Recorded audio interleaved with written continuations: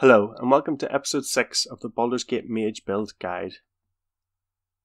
In this episode we're going to look at the best level 2 spells. It will take a long time to unlock many level 2 spells. When you get up to level 4 or 6, you still only get about 2 spell slots, so prioritizing them is important. At this level, offensive spells are not that effective. In fact, many level 1 offensive spells end up being more useful and will still be useful later into the game. You might find that when you fight tougher enemies in the late game, they can often resist your level 2 spells as well as your level 1. Because of this, my recommendation for the most reliable and consistent spells at level 2 will mostly be defensive ones. My first recommendation is the spell Blur. This spell gives melee attacks against you a -3 penalty and a +1 bonus to all your saving throws. This isn't so amazing on its own, but the thing that makes this spell so useful is when it's used with other defensive spells. Imagine early on you combine it with the level 1 spell Shield.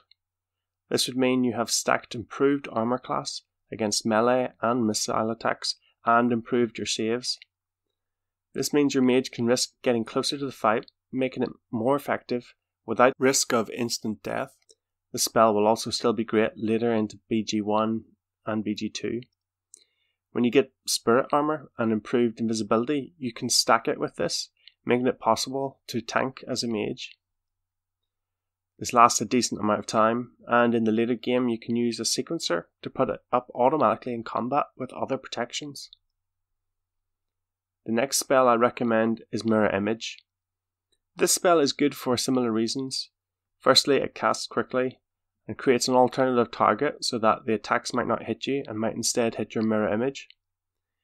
In Baldurs Gate Enhanced Edition, this might stop lightning attacks, but most of the area effects spells will likely still hit you. It's also very important to know that although you may not get hit by, say, a missile, the on-hit effects will go through the mirror image and sometimes still hit you. So, for example, a poison arrow would hit you with a poison effect and go through your mirror image to your main character, even though the missile damage didn't. This spell can also be combined with Stone Skin, Spirit Armor, spells like this later in the game if you're tanking as a mage. In Baldur's Gate 2 that becomes way more effective. These spells can also be cast on other team members, so you can come up with other strategies like sending in a fighter with so many buffs that it's impossible to hit them. Or you send out a scout that you want to protect when they're vulnerable, so they can lead the enemies towards you without the risk of taking damage. The final spell I want to recommend is Web. This spell doesn't seem very powerful, but the game will show you how effective it is when you get to Cloakwood. The web traps there will incapacitate your party, then spiders will run freely over it and attack you. There are a few reasons why it's so good. Firstly, there's no way to dispel it, you just have to wait. The -2 penalty to save against it is very effective, and it not only stops your movement, but acts as a stun, preventing you from casting and attacking, and makes the enemy attacks auto-hit. So how should you use it against enemies? Well, if you just cast it on your enemies, it might not help very much. But if you get Spider's Bane, the sword in the Cloakwood, onto one of your fighters, or the Ring of Free Action, you can stop most of your enemies in the web, who have then to save each round, and wade in and chop them up with your fighters.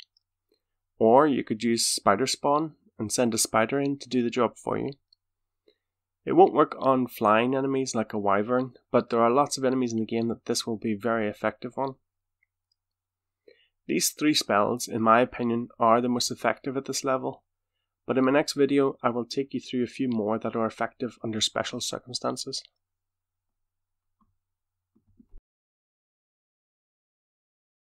Away with you!